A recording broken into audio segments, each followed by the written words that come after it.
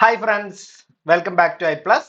അപ്പൊ നമ്മൾ ഡിസ്കസ് ചെയ്തുകൊണ്ടിരുന്നത് നമ്മുടെ ടോപ്പിക് എന്ന് പറയുന്നത് ഫണ്ടമെന്റൽസ് ഓഫ് ഇലക്ട്രിസിറ്റിയിലെ എഫക്ട്സ് ഓഫ് ഇലക്ട്രിക് കറന്റ് ആണ് ഇന്ന് ഡിസ്കസ് ചെയ്യാൻ വേണ്ടി പോകുന്നത് കേട്ടോ. അപ്പൊ നമ്മൾ സാധാരണ ക്വസ്റ്റ്യൻ പേപ്പറിൽ ചോദിക്കുന്നതാണ്, അതായത് effects of electric current examples ചോദിക്കാറുണ്ട്.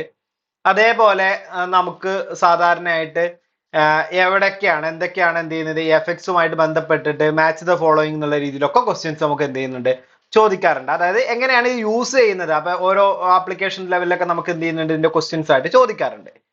പ്രധാനമായിട്ട് അതിൽ മാച്ച് ദ ഫോളോയിങ് ആണ്. ഇപ്പൊ കഴിഞ്ഞ എക്സാംസിനൊക്കെ മാച്ച് ദ ഫോളോയിങ് എന്നുള്ള രീതിയിലൊക്കെ ക്വസ്റ്റ്യൻസ് എന്ത് ചെയ്തിട്ടുണ്ടായിരുന്നു, വന്നിട്ടുണ്ടായിരുന്നു. അപ്പൊ ആദ്യം നമുക്ക് നോക്കാനുള്ളത് എഫക്റ്റ് എന്ന് പറഞ്ഞു കഴിഞ്ഞാൽ ഇലക്ട്രിക് കറന്റ് നമ്മൾ ശരിക്കും എന്ത് ചെയ്യുന്നു, എങ്ങനെയാണ് യൂസ് ചെയ്യുന്നത് എന്നുള്ളതാണ് ശരിക്കും എഫക്റ്റ് എന്ന് പറയുന്നത്. ഇപ്പൊ നമുക്കറിയാം ഇലക്ട്രിസിറ്റി എന്ന് പറയുന്നത് ഒരു എനർജിയാണ്. ആ എനർജി നമ്മൾ എന്ത് ചെയ്യാണ്, മറ്റൊരു ഫോം ഓഫ് എനർജിയിലേക്ക് നമ്മൾ കൺവേർട്ട് ചെയ്യാണ് ചെയ്യുന്നുണ്ടാവുക അല്ലെ.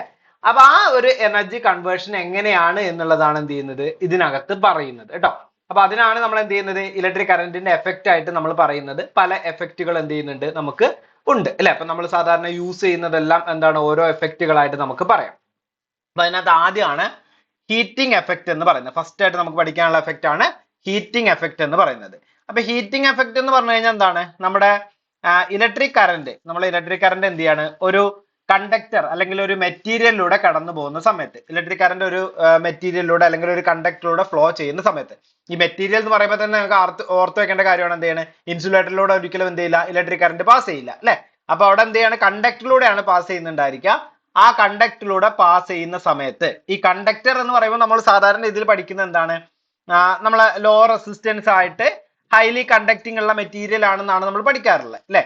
ഈ കണ്ടക്ടർ എന്ന് പറയുമ്പോൾ ഞാൻ മെറ്റീരിയൽ എന്നും കൂടി എടുത്തു പറയാനുള്ള കാരണം എന്ന് പറയുന്നത്, ഇവിടെ നമ്മളെ കണ്ടക്ടർ എന്ന് പറയുന്നത് ഒരു ഹൈ റെസിസ്റ്റൻസ് കണ്ടക്ടർ ആണ് കേട്ടോ. ഒരു ഹൈ റെസിസ്റ്റൻസ് കണ്ടക്ടർ ആണ്. അപ്പൊ സാധാരണ പോലെയുള്ള കോപ്പർ പോലെയുള്ള കണ്ടക്ടറൊക്കെ കൂടുതലായിട്ട് നമുക്ക് വന്നറിയാം ഹൈ റെസിസ്റ്റൻസ് കണ്ടക്ടർ എന്നുള്ള രീതിയിൽ പറയാം. ഇനി കോപ്പർ എടുക്കുകയാണെങ്കിലും കുഴപ്പമില്ല, ആ ഒരു റെസിസ്റ്റൻസ് ആയിട്ടുള്ള ഏതെങ്കിലും ഒരു നമുക്കറിയാലോ കോപ്പർ ആണെങ്കിലും അതിന് എന്ത് ഉണ്ടായിരിക്കും, റെസിസ്റ്റൻസ് ഉണ്ടായിരിക്കും അല്ലെ.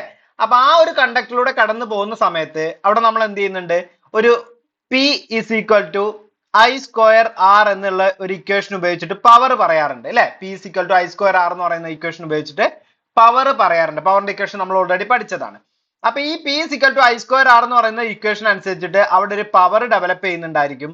ആ പവർ ഡെവലപ്പ് ചെയ്യുന്നത് ഒരു ടൈമും കൂടെ നമ്മൾ കൊടുക്കുകയാണെന്നുണ്ടെങ്കിൽ അത് എന്തായിട്ട് മാറുന്നുണ്ടായിരിക്കും, നമ്മൾ പഠിച്ചതാണ് പവർ ഇൻറ്റു ടൈം എന്ന് പറയുന്നത് എന്താണ്, എനർജിയാണ് അല്ലെ. അപ്പൊ ഇങ്ങനെ അവിടെ ഡെവലപ്പ് ചെയ്യുന്ന എനർജിയെ നമ്മൾ വിളിക്കുന്ന പേരാണ് എന്ത്, നമ്മുടെ ഇലക്ട്രിക്കൽ എനർജി ഉപയോഗിച്ചിട്ടുണ്ടാകുന്ന ഹീറ്റ് എനർജി എന്ന് പറയുന്നത് കേട്ടോ. അതായത് ഇലക്ട്രിക്കൽ എനർജി കൺവേർട്ട് ചെയ്തിട്ട് എന്തായിട്ട് മാറുന്നത്, ഹീറ്റ് എനർജി ആയിട്ട് മാറുന്നത്. അപ്പൊ P is equal to I square into RT എന്ന് നമുക്ക് പറയാം. അത് നമ്മൾ ഹീറ്റ് എനർജി പറയുന്ന സമയത്ത് H is equal to I square into RT എന്ന് പറഞ്ഞിട്ടാണ് പറയാറുള്ളത്. ഇവിടെ P അല്ല, ഇവിടെ നമ്മൾ E ആയിട്ട് മാറേണ്ടി വരും ഈ ടിയും കൂടി നമ്മൾ യൂസ് ചെയ്യുന്ന സമയത്ത് കേട്ടോ. പവറിന് മാത്രമാണ് I square into R എന്ന് പറയാം. അത് എനർജിയിലേക്ക് മാറുമ്പോൾ എന്താണ്, E is equal to I square into RT. അത് ഹീറ്റ് എനർജി ഡെവലപ്പ് ചെയ്യുന്നതുകൊണ്ട് നമുക്ക് എന്ത് പറയാം, H is equal to I square into RT എന്ന് പറയാം. ഇതാണ് നമ്മൾ ജൂൾസ് ലോയ്ക്കകത്ത് പറയുന്നത് അല്ലെ. ജൂൾസ് ലോ ആണ് പറയാനുള്ളത്. ജൂൾസ് ലോ നമുക്ക് പഠിക്കാനൊന്നുമില്ല, പക്ഷെ എന്നാലും ജൂൾസ് ലോയ്ക്കകത്ത് പറയുന്ന കൺസെപ്റ്റ് ഇതാണ്.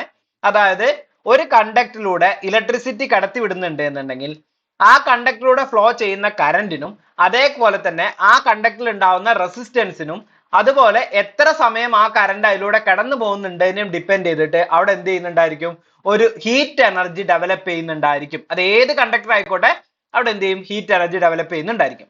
അപ്പൊ ഈ ഹീറ്റ് എനർജിനെ ഡിപ്പെൻഡ് ചെയ്യുന്ന കാര്യങ്ങൾ എന്തൊക്കെയാണ്, I square R into T ആണ് അല്ലെ. അതായത് എന്ത് ചെയ്യുന്നുണ്ട്, heat energy is directly proportional to കറന്റിന്റെ സ്ക്വയർ, റെസിസ്റ്റൻസ്, അതേപോലെ തന്നെ ടൈം അല്ലെ. ഇതിന് മൂന്നിന് എന്താണ് ഡയറക്ട്ലി പ്രൊപ്പോർഷണൽ ആണെന്ന് നമുക്ക് പറയാം.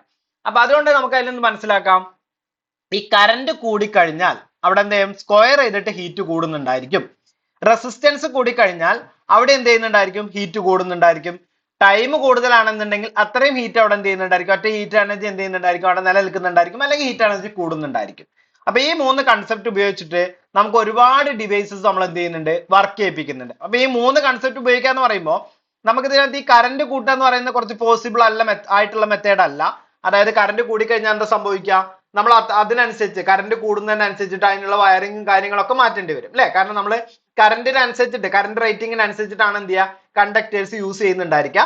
അപ്പൊ ആ കറന്റ് റേറ്റിംഗ് അനുസരിച്ച് നമ്മൾ കണ്ടക്ടർ യൂസ് ചെയ്യുന്ന സമയത്ത് നമുക്ക് അത് ബുദ്ധിമുട്ടായിട്ട് വരും. അതുകൊണ്ട് തന്നെ നമ്മൾ എന്താ ചെയ്യുന്നുണ്ടായിരിക്കുക, റെസിസ്റ്റൻസ് കൂട്ടിയിട്ടുള്ള മെറ്റീരിയൽസ് ആണ് അവിടെ യൂസ് ചെയ്യുക കേട്ടോ. റെസിസ്റ്റൻസ് കൂടുതലുള്ള മെറ്റീരിയൽസ്. അപ്പൊ റെസിസ്റ്റൻസ് കൂടുതലാണ് കണ്ടക്ടറിന്റെ കേസിൽ എന്ന് പറയുമ്പോൾ ഇവിടെ എന്താണ് നമ്മൾ ഓർത്തേക്കേണ്ടത്? അത് എന്തിനു വേണ്ടിയിട്ടാണ്? ഒരു പർട്ടിക്കുലർ ഹീറ്റിംഗ് ആപ്ലിക്കേഷൻസിന് വേണ്ടിയിട്ടാണ് നമ്മൾ അത് യൂസ് ചെയ്യുന്നത് എന്നുള്ളത് ഓർത്ത് വെക്കുക കേട്ടോ. പിന്നെ ടൈമാണ്. ടൈമിന്റെ കാര്യത്തിൽ പിന്നെ നമ്മൾ അറിയാം അപ്പൊ അല്ലെ, നമ്മളിപ്പോ അവിടെ ഒരു എക്സാമ്പിൾ ആയിട്ട് കൊടുത്തുള്ള അയൺ ബോക്സ് ആണ്. അപ്പൊ നമ്മൾ അയൺ ബോക്സ് എന്ത് ചെയ്യുന്നുണ്ട്? ഓൺ ആക്കിയിട്ട് കുറച്ച് സമയം വെയിറ്റ് ചെയ്യുന്നില്ലേ അത് ചൂടായി കിട്ടാൻ വേണ്ടിയിട്ട് അല്ലെ? ആ ഒരു ടൈമാണ് പിന്നെ നമ്മളവിടെ പറയുന്നത്. അപ്പൊ അതും ഡയറക്ട്ലി നമുക്ക് എന്ത് ചെയ്യാണ്? കൺസിഡർ ചെയ്യുന്ന ഒരു കാര്യമാണെന്ന് പറയാം അല്ലെ? അപ്പൊ ഇത്രയാണ് എന്ത് ചെയ്യുന്നത് അതിനകത്ത് വരുന്നത്. ഇലക്ട്രിസിറ്റിയുടെ ഹീറ്റ് എഫക്റ്റ് എന്ന് പറഞ്ഞു കഴിഞ്ഞാൽ എന്താണ്? ഒരു കണ്ടക്ടറിലൂടെ അല്ലെങ്കിൽ ഒരു മെറ്റീരിയലിലൂടെ ഇലക്ട്രിസിറ്റി കടന്നു പോകുന്ന സമയത്ത് ആ മെറ്റീരിയലിലൂടെ കടന്നു പോകുന്ന ഇലക്ട്രിസിറ്റിയുടെ കറന്റിനും റെസിസ്റ്റൻസിനും ടൈമിനും ആനുപാതികമായിട്ട് അവിടെ ഒരു ഹീറ്റ് ഡെവലപ്പ് ചെയ്യുന്നുണ്ടായിരിക്കും എന്നാണ് നമ്മൾ heating effect of electric current പറയുന്നത് കേട്ടോ. അപ്പൊ അത് ഉപയോഗിച്ച് വർക്ക് ചെയ്യുന്ന ഒരുപാട് ഡിവൈസസ് നമ്മുടെ ചുറ്റുമുണ്ട് അല്ലെ? അപ്പൊ നമ്മൾ ഹീറ്റേഴ്സ്, ഗീസേഴ്സ്, അയൺ ബോക്സുകൾ, ഇൻകാൻഡസെന്റ് ലാമ്പുകൾ, ഇതെല്ലാം നമുക്ക് അതിന്റെ എക്സാമ്പിൾസ് ആയിട്ട് പറയാൻ പറ്റുന്നതാണ്. ഇൻകാൻഡസെന്റ് ലാമ്പ് ഒക്കെ ഒരു എക്സാമ്പിൾ ആണ് കേട്ടോ. ഇൻകാൻഡസെന്റ് ലാമ്പ് എന്ന് പറയുമ്പോൾ പ്രധാനമായിട്ട് അവിടെ എന്താണ്? നമുക്കവിടെ ലൈറ്റ് എനർജി ആണ് അല്ലെങ്കിൽ ലൈറ്റ് ആണ് കിട്ടുന്നുണ്ടാവും അല്ലെ? പക്ഷെ ആ ലൈറ്റ് കിട്ടാനുള്ള കാരണം എന്താണ്? അത് എന്താണ്? ഹൈ ഹീറ്റ് വന്നിട്ടാണ് അല്ലെ? പിന്നെ അതേപോലെ നമ്മളെ ഫ്യൂസ് വർക്ക് ചെയ്യുന്നത് തന്നെയാണ്. കാരണം ഫ്യൂസ് വർക്ക് ചെയ്യുന്നത് എങ്ങനെയാണ്? ഹീറ്റ് ആവുന്ന സമയത്ത് ആ ഒരു മെറ്റീരിയൽ മെൽറ്റ് ആയിട്ട് പോവുക ചെയ്യുക അല്ലെ? അപ്പൊ അവിടെ നമ്മൾ ഫ്യൂസ് വർക്ക് ചെയ്യുന്നത് അങ്ങനെയാണ്. ഈ ഫ്യൂസ് വർക്ക് ചെയ്യുന്നത് ഞാൻ ഇതിനൊരു ഡിഫറൻസ് ഉണ്ട്. ഫ്യൂസ് വർക്ക് ചെയ്യുമ്പോൾ റെസിസ്റ്റീവ് മെറ്റീരിയൽ അല്ല യൂസ് ചെയ്യുന്നുണ്ടായിരിക്കുക. അവിടെ കറന്റ് കൂടുന്നോണ്ടാണ് എന്ത് ചെയ്യുന്നത്? ഫ്യൂസ് മെൽറ്റ് ആവുന്നത് കേട്ടോ. അപ്പൊ അതും കൂടി ഓർത്ത് വെക്കുക. കാരണം ഇതൊരു സാധാരണ നടക്കുന്നതാണ്. പിന്നെ നമ്മൾ വയറിംഗ് ഉപയോഗിക്കുന്ന സമയത്ത് വയറിലും എന്താണ്? കറന്റ് കൂടുമ്പോൾ ഹീറ്റ് കൂടുതലാവും. ഒന്നെങ്കിൽ അത് മെൽറ്റ് ആവും അല്ലെങ്കിൽ കത്തിപ്പിടിക്കും അല്ലെ? ഇൻസുലേഷൻ കത്താൻ ചാൻസ് ഉണ്ടാവും. അങ്ങനെ നമുക്ക് എന്ത് ചെയ്യാം? തീപിടുത്തം ഉണ്ടാവാനുള്ള കാരണമായിട്ട് വരും. അപ്പൊ അത് ഷോർട്ട് സർക്യൂട്ടിന് കാരണമായിട്ട് അല്ലെങ്കിൽ ഷോർട്ട് സർക്യൂട്ട് മൂലം ഒരു തീപിടുത്തം ഉണ്ടാവുന്നതിന് കാരണം എന്താണ്? ഈ ഹീറ്റിംഗ് എഫക്റ്റ് ആണെന്ന് പറയാം കേട്ടോ. അപ്പൊ ഇതൊക്കെ നമുക്ക് പ്രീവിയസ് ആയിട്ട് ചോദിച്ചിട്ടുള്ള കാര്യങ്ങളാണ്. ഒരു ഷോർട്ട് സർക്യൂട്ട് ഉണ്ടായി അവിടെ ഒരു തീപിടുത്തം ഉണ്ടാവാനുള്ള കാരണം എന്ന് പറയുന്നത് അതും ഹീറ്റിംഗ് എഫക്റ്റ് ആണ്. കാരണം അത് നമുക്ക് എന്താണ്? ആ ഒരു ഹീറ്റ് അവിടെ ഡെവലപ്പ് ചെയ്യുന്നതിനനുസരിച്ചാണ് എന്ത് ചെയ്യുക? അവിടെ തീ ഉണ്ടാവുക അല്ലെ? നമ്മൾ സാധാരണ ഫയർ എന്ന് പറയുമ്പോൾ നമ്മൾ പഠിക്കുന്നതാണ്. ഫയർ പഠിക്കണം എന്നുണ്ടെങ്കിൽ, ഫയർ നോക്കണം എന്നുണ്ടെങ്കിൽ എന്താ വേണ്ടത്? അവിടെ നമുക്ക് ആ ഒരു 3 എലമെന്റുകൾ വേണം അല്ലെ? അതിലൊരു എലമെന്റ് ആണ് ശരിക്കും ഹീറ്റ് എന്ന് പറയുന്ന എലമെന്റ് എന്ന് പറയുന്നത്. അപ്പൊ അതും നമുക്ക് എന്ത് പറയാം? ഹീറ്റ് ഉണ്ടാവാനുള്ള ഒരു കാരണമാണ് എന്ത് ചെയ്യുന്നത്? നമ്മുടെ ഈ പറയുന്ന 3 കാര്യങ്ങൾ എന്ന് പറയാം. അത് ഉപയോഗിച്ചിട്ടാണ് നമ്മൾ എന്ത് ചെയ്യുന്നത്? ഹീറ്റിംഗ് എഫക്റ്റ് പറയുന്നത് എന്ന് പറയാം അല്ലെ? അപ്പൊ heating element are made up of material with low conductivity and high resistance അല്ലെ? നമ്മൾ ഓൾറെഡി പറഞ്ഞാണ് ലോ കണ്ടക്ടിവിറ്റി ഉള്ളതും അതേപോലെ തന്നെ ഹൈ റെസിസ്റ്റൻസും ആയിട്ടുള്ള മെറ്റീരിയൽസ് ആണ് നമ്മൾ എന്ത് ചെയ്യുക? ഈ ഹീറ്റിംഗ് എലമെന്റുകളായിട്ട് യൂസ് ചെയ്യുന്നുണ്ടാവുക എന്നുള്ളത് ഓർത്ത് വെക്കുക കേട്ടോ. അപ്പൊ അതിന് കോമൺ ആയിട്ട് നമ്മൾ യൂസ് ചെയ്യുന്ന മെറ്റീരിയൽസ് ആണ് ടങ്സ്റ്റൻ, അതേപോലെ നിക്രോം തുടങ്ങിയിട്ടുള്ളതൊക്കെ. ടങ്സ്റ്റൻ ആണ് ശരിക്കും ഇൻകാൻഡസെന്റ് ലാമ്പിന്റെ ഒക്കെ ഫിലമെന്റുകൾ നിർമ്മിക്കാൻ യൂസ് ചെയ്യുന്ന ടങ്സ്റ്റൻ ആണ്.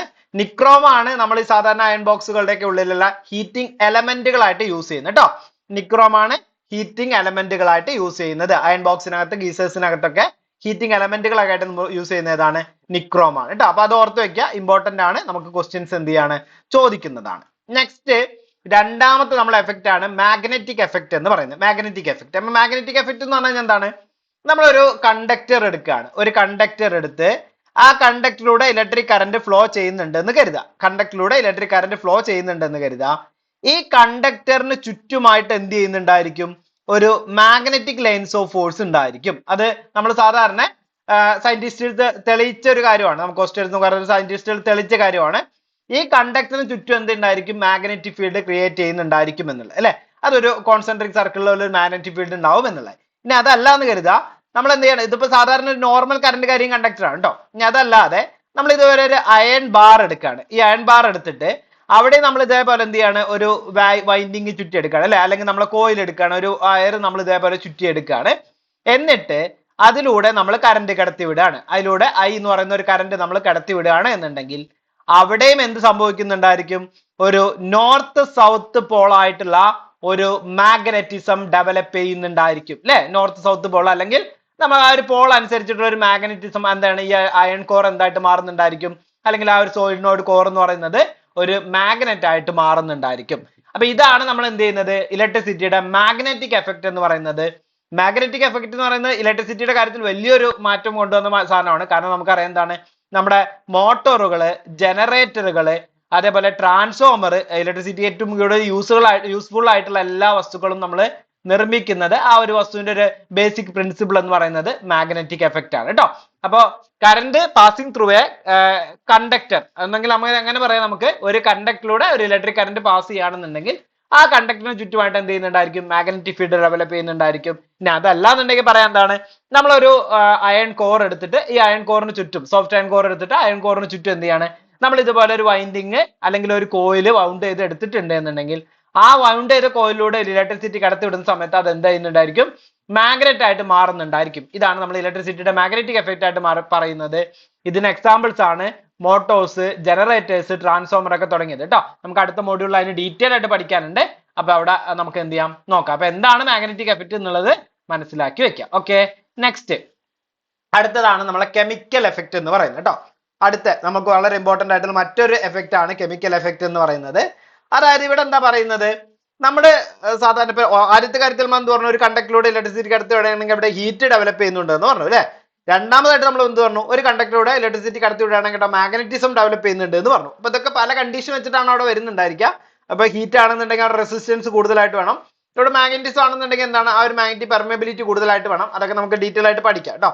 ഇനി മൂന്നാമതൊരു കൺസെപ്റ്റ് എന്ന് പറയുന്നത്, നമ്മളൊരു കണ്ടക്ടറിലൂടെ അല്ല ഇലക്ട്രിസിറ്റി കടത്തിവിടുന്നത്, അതൊരു ലിക്വിഡ് കണ്ടക്ടറിലൂടെയാണ് ഇലക്ട്രിസിറ്റി കടത്തിവിടുന്നത്. എന്താണ്, ഒരു ലിക്വിഡ് കണ്ടക്ടറിലൂടെയാണ് ഇലക്ട്രിസിറ്റി കടത്തിവിടുന്നത്. ലിക്വിഡ് കണ്ടക്ടറിനെ സാധാരണ ലിക്വിഡ് കണ്ടക്ടർ എന്ന് പറഞ്ഞു കഴിഞ്ഞാൽ ലിക്വിഡ് ആയിട്ടുള്ള എല്ലാ സാധനങ്ങളും കണ്ടക്ടേഴ്സ് ആണ് നല്ല അല്ലെ. ഏതാണ്, നമ്മുടെ ആസിഡ്, അതേപോലെ തന്നെ സാൾട്ട് വാട്ടേഴ്സ്, ഇങ്ങനെയുള്ള സാധനങ്ങളൊക്കെയാണ് നമ്മൾ എന്ത് ചെയ്യുന്നത്, സാധാരണയായിട്ട് ലിക്വിഡ് വാട്ടേഴ്സ് ആയിട്ട് പറയുന്നത് കേട്ടോ, അല്ലെങ്കിൽ ലിക്വിഡ് കണ്ടക്ടേഴ്സ് ആയിട്ട് പറയുന്നത് അല്ലെ. ആസിഡ്, അതേപോലെ തന്നെ സാൾട്ട് വാട്ടർ തുടങ്ങിയിട്ടുള്ള സാധനങ്ങളൊക്കെയാണ് നമ്മൾ എന്ത് ചെയ്യുക, ലിക്വിഡ് കണ്ടക്ടേഴ്സ് ആയിട്ട് പറയുന്നുണ്ടായിരിക്കാം. അപ്പൊ ഈ ലിക്വിഡ് കണ്ടക്ടറിലൂടെ ഇലക്ട്രിസിറ്റി കടത്തി വിട്ട് കഴിഞ്ഞാൽ അവിടെ എന്ത് ചെയ്യുന്നുണ്ടായിരിക്കും, അത് ഡീകമ്പോസ് ചെയ്തിട്ട് അയോണുകളായിട്ട് മാറുകയും അവിടെ എന്ത് ചെയ്യുന്നുണ്ടായിരിക്കും, ഒരു കെമിക്കൽ റിയാക്ഷനിലൂടെ അല്ലെങ്കിൽ ഒരു കെമിക്കൽ ചേഞ്ചസ് എന്ത് ചെയ്യുന്നുണ്ടായിരിക്കും, അവിടെ ഉണ്ടാവുകയും ചെയ്യുന്നുണ്ടാവും അല്ലെ. അപ്പൊ ആ കെമിക്കൽ ചേഞ്ചസ് ഉപയോഗിച്ചിട്ട് നമ്മൾ പല ആപ്ലിക്കേഷനിൽ പറയുന്നുണ്ട്. അതായത് നമുക്കറിയാം, സാധാരണ ബാറ്ററി ചാർജിങ്ങിന് വേണ്ടിയിട്ട്, അതേപോലെ തന്നെ എന്ത് ചെയ്യാണ്, നമ്മുടെ ഇലക്ട്രോ ലൈറ്റ് എന്ന് പറയുന്ന അല്ലെങ്കിൽ ഇലക്ട്രോ പ്ലേറ്റിംഗ് എന്ന് പറയുന്ന പ്രോസസ്സിന് വേണ്ടിയിട്ട് അങ്ങനെ നമ്മൾ പല ആപ്ലിക്കേഷൻ എന്ത് ചെയ്യുന്നുണ്ട്, ഇത് യൂസ് ചെയ്യുന്നുണ്ട്. പ്രധാനമായിട്ട് നമ്മൾ ബാറ്ററികളൊക്കെ വർക്ക് ചെയ്യുന്നത് ഈ ഒരു ആപ്ലിക്കേഷൻ ഉപയോഗിച്ചിട്ടാണ് അല്ലെ. അപ്പൊ ഈ ലിക്വിഡ് കണ്ടക്ടർ നമ്മൾ വിളിക്കുന്ന പേരാണ് ഇലക്ട്രോലൈറ്റ് എന്ന് പറയുന്നത്. ആ പ്രോസസ്സിന് വിളിക്കുന്ന പേരാണ് ഇലക്ട്രോലിസിസ് എന്ന് പറയുന്നത്. ഇതും നമുക്ക് അടുത്ത ക്ലാസ്സിൽ ഡീറ്റെയിൽ ആയിട്ട് എന്ത് ചെയ്യാം, പഠിക്കാം കേട്ടോ. ഈ എഫക്റ്റും നമുക്ക് ഡീറ്റെയിൽ ആയിട്ട് പഠിക്കാം, കാരണം നമുക്ക് സെൽസ് ആൻഡ് ബാറ്ററി പഠിക്കാനുണ്ട്. ആ സമയത്ത് നമുക്ക് ഡീറ്റെയിൽ ആയിട്ട് പഠിക്കാം. ഇപ്പൊ നിങ്ങൾ ഓർത്ത് വെക്കുക, അവിടെ ആ ഒരു നമ്മൾ ഓരോന്നിനും ഒരു ഡിഫറൻസ് എന്താണെന്നുള്ളത് നോക്കി വെക്കുക കേട്ടോ. അപ്പൊ ഒരു ലിക്വിഡ് കണ്ടക്ടറിലൂടെയാണ് ഫ്ലോ ചെയ്യുന്നതെങ്കിൽ അതാണ് കെമിക്കൽ എഫക്റ്റ് എന്ന് പറയുന്നത്. അത് നമ്മൾ എവിടെയാണ്, ഈ ഒരു ബാറ്ററിക്കകത്ത് നമ്മൾ യൂസ് ചെയ്യുന്നുണ്ട് എന്നുള്ളത് മനസ്സിലാക്കി വെക്കുക അല്ലെ. നെക്സ്റ്റ് നമുക്ക് വരുന്നതാണ് റേ എഫക്റ്റ് എന്ന് പറയുന്നത്. റേ എഫക്റ്റ് എന്ന് പറഞ്ഞാൽ എന്താണ്, നമ്മളിവിടെ ഒരു ഹൈ വോൾട്ടേജ് കറന്റ് അല്ലെങ്കിൽ ഒരു ഹൈ കറന്റ് നമ്മളൊരു വാക്വം ട്യൂബിനകത്തൂടെ കടത്തിവിടുകയാണ്. ആ ഒരു ഹൈ കറന്റ് എന്ത് ചെയ്യാണ്, ഇന്നെ വാക്വം ട്യൂബ് അല്ലെ, അവിടെ എന്ത് ചെയ്യുന്നുണ്ടായിരിക്കും, എക്സ്റേസ് പ്രൊഡ്യൂസ് ചെയ്യുന്നുണ്ടായിരിക്കും, വിച്ച് ഫോർ മെഡിക്കൽ സ്ക്രീനിങ് അല്ലെ. അവിടെ എന്ത് ചെയ്യുന്നുണ്ടായിരിക്കും, എക്സ്റേ, അതായത് എക്സ് റേസ് പ്രൊഡ്യൂസ് ചെയ്യുന്നുണ്ടായിരിക്കും, ഒരു റേ എഫക്റ്റ് ഉണ്ടായിരിക്കും അല്ലെ. അപ്പൊ നമ്മളൊരു കറന്റ് എന്ത് ചെയ്യാണ്, ഒരു വാക്വം ട്യൂബിലൂടെ, ഒരു ഹൈ കറന്റ് എന്താണ്, ഒരു വാക്വം ട്യൂബിലൂടെ കടത്തി വിടുന്ന സമയത്ത് അവിടെ എക്സ്റേസ് പ്രൊഡ്യൂസ് ചെയ്യും. ആ എക്സ്റേസ് നമ്മൾ എന്ത് ചെയ്യുന്നുണ്ട്, മെഡിക്കൽ സ്ക്രീനിങ്ങിന് വേണ്ടിയിട്ട് നമ്മൾ യൂസ് ചെയ്യുന്നുണ്ട് അല്ലെ. അപ്പൊ അത് നമുക്ക് എന്ത് ചെയ്യാണ്, അടുത്തൊരു എഫക്റ്റ് ആയിട്ട് പറയാം. ഇതുപോലെ നമ്മൾ കറന്റ് കടത്തി വിടുമ്പോഴാണ് എന്ത് ചെയ്യുന്നുണ്ട്, അവിടെ ആ ഒരു വാക്വം ട്യൂബിലൂടെ കടത്തി വിടുമ്പോഴാണ് അവിടെ എക്സ്റേ ഡെവലപ്പ് ചെയ്യുന്നത്. ആ എക്സ്റേ നമ്മൾ യൂസ് ചെയ്യുന്നുണ്ട്. അത് നമുക്കൊരു റേ എഫക്റ്റ് ആയിട്ട് പറയാം കേട്ടോ. എക്സ്റേ മാത്രമല്ല, ultraviolet rays, laser rays, cathode rays ഒക്കെ നമുക്ക് എന്ത് ചെയ്യാൻ പറ്റും, ഇതേപോലെ ഡെവലപ്പ് ചെയ്തെടുക്കാൻ വേണ്ടി പറ്റുന്നതാണ്. അപ്പൊ അതിനൊരു എക്സാമ്പിൾ ആയിട്ട്, കാരണം അത് നമ്മൾ പർട്ടിക്കുലർ ആയിട്ട് കുറെ എക്സാമ്പിൾസിന് നമ്മൾ കുറെ ആപ്ലിക്കേഷന് വേണ്ടിയിട്ട് നമ്മൾ യൂസ് ചെയ്യുന്നുണ്ട് അല്ലെ. അപ്പൊ അത് നമുക്ക് എന്ത് ചെയ്യാം, ഇപ്പൊ നമ്മളെ ഒപ്റ്റിക്കൽ ഫൈബർ പോലെയുള്ള സാധനങ്ങളൊക്കെ നമ്മൾ യൂസ് ചെയ്യുന്നത് എങ്ങനെയാണ് അല്ലെ, കമ്മ്യൂണിക്കേഷന് വേണ്ടിയിട്ടൊക്കെ നമ്മൾ യൂസ് ചെയ്യുന്നത്. അപ്പോൾ ഇതൊക്കെ നമുക്ക് എന്ത് ചെയ്യാണ്, ഇതിന്റെ ഒരു റേ എഫക്റ്റ് ആയിട്ട് പറയാൻ പറ്റുന്നതാണ്. അതായത് ഹ്യൂമൻ ബോഡി സ്ക്രീനിങ്ങിന് വേണ്ടിയിട്ട് നമ്മൾ എക്സ്റേ കൂടുതലായിട്ട് യൂസ് ചെയ്യുന്നുണ്ട്. അതിന്റെ കൂടുതലായിട്ട് പറയാനുള്ള കാരണം എന്ന് പറയുന്നത്, നമുക്ക് കൂടുതലായിട്ട് എന്ത് ചെയ്യാണ്, ക്വസ്റ്റ്യൻസ് വന്നിട്ടുള്ളത് ഈ ഒരു റേ എഫക്റ്റ് കൺസെപ്റ്റ് ചെയ്തിട്ട് ഇതാണ് വന്നിട്ടുള്ളത് കേട്ടോ. അപ്പൊ അതിൽ മറ്റ് റേസ് എന്താണ്, cathode ray, ultraviolet ray, laser ray തുടങ്ങിയുള്ള കാര്യങ്ങളൊക്കെ അതിനെന്ത് ചെയ്യാം, അതിന്റെ കൂടെ പഠിച്ചു വെക്കുക. അപ്പൊ ഇതാണ് നമ്മളെ റേ എഫക്റ്റ് എന്ന് പറയുന്നത്. റേ എഫക്റ്റ് എന്ത് ചെയ്യുക, കറക്റ്റ് ആയിട്ട് പഠിച്ചു വെക്കുക. ഇനി അടുത്ത എഫക്റ്റിലേക്ക് നമുക്ക് പോകാം. റേ എഫക്റ്റ് നമ്മൾ യൂസ് ചെയ്യുന്ന എവിടെയാന്നുള്ളത് പറഞ്ഞിട്ടുണ്ടായിരുന്നു അല്ലെ. അടുത്തതാണ് നമ്മളെ ഗ്യാസ് അയണൈസേഷൻ എഫക്റ്റ് എന്ന് പറയുന്നത് കേട്ടോ. അടുത്ത എഫക്റ്റ് ആണ് ഗ്യാസ് അയണൈസേഷൻ എഫക്റ്റ് എന്ന് പറയുന്നത്. ഒരു സീൽഡ് ആയിട്ടുള്ള ഗ്ലാസിനുള്ളിലൂടെ നമ്മൾ എന്ത് ചെയ്യാണ്, ഒരു ഇലക്ട്രിസിറ്റി കടത്തുക അല്ലെങ്കിൽ ഇലക്ട്രോൺസ് പാസ് ചെയ്യുന്ന സമയത്ത്, ഇലക്ട്രിസിറ്റി പാസ് ചെയ്യാന്ന് പറഞ്ഞു കഴിഞ്ഞാൽ ഇലക്ട്രോൺസ് പാസ് ചെയ്യാണല്ലോ. അപ്പൊ ഇലക്ട്രിസിറ്റി പാസ് ചെയ്യുന്ന സമയത്ത് അവിടെ എന്ത് ചെയ്യുന്നുണ്ടായിരിക്കും, അതിനകത്തുള്ള ഗ്യാസ് ഒരു ലൈറ്റ് എമിറ്റ് ചെയ്യുന്നുണ്ടായിരിക്കും, അല്ലെങ്കിൽ അവിടെ എന്ത് ചെയ്യാണ്, അവിടെ എന്താണ് ഇലക്ട്രോൺസ് എടുക്കുന്ന സമയത്ത് അവിടെ എന്താണ് ഒരു ഗ്യാസ് അയണൈസേഷൻ, ഗ്യാസിൽ ഒരു അയണൈസേഷൻ നടന്നിട്ട് എന്ത് ചെയ്യുന്നുണ്ടായിരിക്കും, ലൈറ്റ് എമിറ്റ് ചെയ്യുന്നുണ്ടായിരിക്കും അല്ലെ. അപ്പൊ ഇലക്ട്രോൺസ് പാസ് ചെയ്യുന്ന സമയത്ത് ഗ്യാസ് അയണൈസേഷൻ നടക്കുന്നു, ഗ്യാസ് അയണൈസേഷൻ നടന്നിട്ട് അവിടെ എന്ത് ചെയ്യാണ്, ഒരു ലൈറ്റ് എമിറ്റ് ചെയ്യുന്നുണ്ടായിരിക്കും. ഈ പ്രിൻസിപ്പിളിന് നമ്മൾ പറയുന്ന പേരാണ് ഗ്യാസ് അയണൈസേഷൻ എഫക്റ്റ് എന്ന് പറയുന്നത് കേട്ടോ. ഗ്യാസ് അയണൈസേഷൻ എഫക്റ്റ് എന്ന് പറയുന്നത് നമ്മളെ നിയോൺ അതുപോലെ മെർക്കുറി സോഡിയം വേപ്പർ ലാമ്പുകളിലൊക്കെ നമ്മൾ യൂസ് ചെയ്യുന്നത് ഈ ഒരു ഗ്യാസ് അയണൈസേഷൻ എഫക്റ്റ് ആണ്. ഓർത്ത് വെക്കുക, പഠിച്ചു വെക്കുക. ഇവിടെ തന്നെ ഗ്യാസ് അയണൈസേഷൻ എഫക്റ്റ് ഒരു ഗ്ലാസ് ട്യൂബിനുള്ളിലൂടെ, അത് നമ്മൾ ഒരു പർട്ടിക്കുലർ ഗ്യാസ് ഫില്ല് ചെയ്തിട്ടുള്ള ഒരു ഗ്ലാസ് ട്യൂബിനുള്ളിലൂടെ എന്ത് ചെയ്യാണ്, നമ്മൾ ഇലക്ട്രോൺസ് അല്ലെങ്കിൽ ഇലക്ട്രിസിറ്റി കടത്തിവിടുന്ന സമയത്ത് അവിടെ എന്ത് ചെയ്യാണ്, അവിടെ ഇലക്ട്രിസിറ്റി കടത്തി അല്ലെങ്കിൽ ഇലക്ട്രോൺസിന്റെ മൂവ്മെന്റ് ഉണ്ടാകുന്ന സമയത്ത് അവിടെ ആ ഒരു ഗ്യാസ് അയണൈസേഷൻ സംഭവിക്കുകയും അതേപോലെ തന്നെ എന്ത് ചെയ്യാണ്, അവിടെ ഒരു ലൈറ്റ് എമിറ്റ് ചെയ്യുകയും ചെയ്യും. അതാണ് നമ്മൾ എന്ത് ചെയ്യുന്നത്, ഗ്യാസ് അയണൈസേഷൻ എഫക്റ്റ് ആയിട്ട് പറയുന്നത് കേട്ടോ. ഗ്യാസ് അയണൈസേഷൻ എഫക്റ്റ് ആയിട്ട് പറയുന്നത് മെർക്കുറി സോഡിയം വേപ്പർ ലാമ്പുകൾ അതേപോലെ തന്നെ നിയോൺ ലാമ്പുകളൊക്കെ ഇതിന് എക്സാമ്പിൾ ആണ്. ഓക്കെ, അത് പഠിച്ചു വെക്കാം കേട്ടോ. അതും നമുക്ക് എക്സാമ്പിൾസ് ആണ് കൂടുതലായിട്ടും ചോദിക്കാം. ഓക്കെ, അടുത്ത നമ്മൾ എഫക്റ്റ് ആണ് ഷോക്ക് എഫക്റ്റ് എന്ന് പറയുന്നത്. ഇതിന് നമ്മൾ ഫിസിക്കൽ എഫക്റ്റ് എന്നും പറയാറുണ്ട്. പല ക്വസ്റ്റ്യൻ പേപ്പറിലും ഫിസിക്കൽ എഫക്റ്റ് ആയിട്ട് വന്നിട്ടുണ്ട്, ചില ക്വസ്റ്റ്യൻ പേപ്പറിൽ അത് ഡിലീറ്റ് ആക്കിയിട്ട് കണ്ടിട്ടുണ്ട് കേട്ടോ. അപ്പൊ ജസ്റ്റ് ഒന്ന് ഓർത്ത് വെക്കുക, ഫിസിക്കൽ എഫക്റ്റ് എന്നുള്ള വേർഡും കൂടി അതിനകത്ത് ഓർത്ത് വെക്കുക. അതാണ് ഷോക്ക് എഫക്റ്റ് എന്ന് പറയുന്നത്. നമുക്ക് പറഞ്ഞു കഴിഞ്ഞാൽ ഒരു തരത്തിൽ യൂസ്ഫുൾ ആയിട്ടും ഒരു തരത്തിൽ എന്ത് ചെയ്യാണ്, നമുക്ക് ഡേഞ്ചറസ് അപകടങ്ങൾ സംഭവിക്കാനുള്ള കാരണമായിട്ട് വരുന്ന ഒരു എഫക്റ്റ് ആണ് ഷോക്ക് എഫക്റ്റ് എന്ന് പറയുന്നത് അല്ലെ.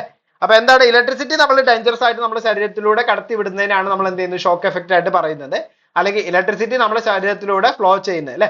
പല രീതിയിൽ സംഭവിക്കാം. നമ്മളെ എർത്ത് അതുപോലെ തന്നെ എന്ത് ചെയ്യാണ്, നമ്മുടെ ഫേസ് കണ്ടക്ടറും കൂടി തമ്മിൽ ടച്ച് ചെയ്യുന്ന, അതായത് നമ്മൾ ഭൂമിയിൽ നിന്നിട്ട് എന്ത് ചെയ്യണം, ഒരു ഫേസിലേക്ക് ടച്ച് ചെയ്യുന്ന സമയത്ത് അവിടെ നമുക്ക് ഷോക്ക് എഫക്റ്റ് ഉണ്ടാവും അല്ലെ. അല്ലാന്നുണ്ടെങ്കിൽ ഫേസും ന്യൂട്രനും തമ്മിലുള്ള രണ്ട് കണ്ടക്ടേഴ്സ് തമ്മിൽ കൂട്ടി പിടിക്കുന്ന സമയത്ത് നമുക്ക് എന്ത് ചെയ്യാം, നമ്മൾ രണ്ട് ഹാൻഡ്സ് വെച്ചൊക്കെ നമ്മൾ ഓപ്പറേറ്റ് ചെയ്യുന്ന സമയത്ത് നമുക്ക് ഷോക്ക് ഏൽക്കാൻ ചാൻസ് ഉണ്ട് അല്ലെ. അപ്പൊ അതാണ് നമ്മൾ എന്ത് ചെയ്യുന്നത്, ഷോക്ക് എഫക്റ്റ് ആയിട്ട് പറയുന്നത്. അതായത് ഇലക്ട്രിസിറ്റി ഡേഞ്ചറസ് ആയിട്ട് നമ്മളെ ഹ്യൂമൻ ബോഡിയിലൂടെ കടന്നു പോകുന്നുണ്ടെങ്കിൽ അത് നമുക്ക് എന്ത് പറയാം, ഷോക്ക് എഫക്റ്റ് ആയിട്ട് പറയാം കേട്ടോ. ഇനി കൺട്രോൾഡ് ആയിട്ടുള്ള ഒരു ലോ എഫക്റ്റ് ആയിട്ടുള്ള അല്ലെങ്കിൽ ലോ ലെവൽ ഷോക്കുകളൊക്കെ ആണെന്നുണ്ടെങ്കിൽ അത് നമ്മൾ സാധാരണ എന്ത് ചെയ്യാണ്, മെഡിക്കൽ ട്രീറ്റ്മെന്റിന് വേണ്ടിയിട്ട് നമ്മൾ യൂസ് ചെയ്യുന്നതാണ്. അതും കൂടി ഇതിന്റെ കൂടെ പഠിച്ചു വെക്കുക. അതായത് കൺട്രോൾഡ് ആയിട്ടുള്ള ഒരു ലോ ലെവൽ ഷോക്കുകളൊക്കെ നമ്മൾ എന്ത് ചെയ്യുന്നുണ്ട്, മെഡിക്കൽ ട്രീറ്റ്മെന്റിന് വേണ്ടി നമ്മൾ യൂസ് ചെയ്യുന്നുണ്ട് എന്നുള്ളതും ഇതിന്റെ കൂടെ പഠിച്ചു വെക്കുക. അപ്പൊ ഷോക്ക് എഫക്റ്റ് ആണ് നമ്മളിപ്പോ പറഞ്ഞിട്ടുണ്ടായിരുന്നത് അല്ലെ. അപ്പൊ നമ്മൾ പറഞ്ഞിട്ടുള്ള എഫക്റ്റുകളൊക്കെ വളരെ ഇമ്പോർട്ടന്റ് ആണ്. കാരണം എഫക്റ്റ് നമ്മളൊരു ക്വസ്റ്റ്യൻ ആണ് കേട്ടോ, സ്ഥിരമായിട്ട് നമുക്ക് ചോദിച്ചുകൊണ്ടിരിക്കുന്ന ക്വസ്റ്റ്യൻ ആണ്. അപ്പൊ നമുക്ക് ഇനിയും നമുക്ക് ചോദിക്കാൻ ചാൻസ് ഉള്ള ഒരു ക്വസ്റ്റ്യൻ കൂടിയാണ്. അതുകൊണ്ട് നിങ്ങൾ കറക്റ്റ് ആയിട്ട് എന്ത് ചെയ്യുക, എഫക്റ്റുകൾ ഏതൊക്കെയാണ് എന്നുള്ളത് പഠിച്ചു വെക്കുക. ക്വസ്റ്റ്യൻസും കാര്യങ്ങളൊക്കെ നമുക്ക് എന്ത് ചെയ്യാം, ക്വസ്റ്റ്യൻ ഡിസ്കഷൻ ചെയ്യുന്ന സമയത്ത് നമുക്ക് നോക്കാം ഏതൊക്കെ എഫക്റ്റുകളാണ് വരുന്നത് എന്നുള്ള കൺസെപ്റ്റ് ഒക്കെ. അപ്പൊ ഇത് നന്നായിട്ട് എന്ത് ചെയ്യുക, പഠിച്ചു വെക്കുക. വളരെ ഇമ്പോർട്ടന്റ് ആയിട്ട് വരുന്ന ഒരു ടോപ്പിക്കാണ് എഫക്ട്സ് ഓഫ് ഇലക്ട്രിക് കറന്റ് എന്ന് പറയുന്നത്.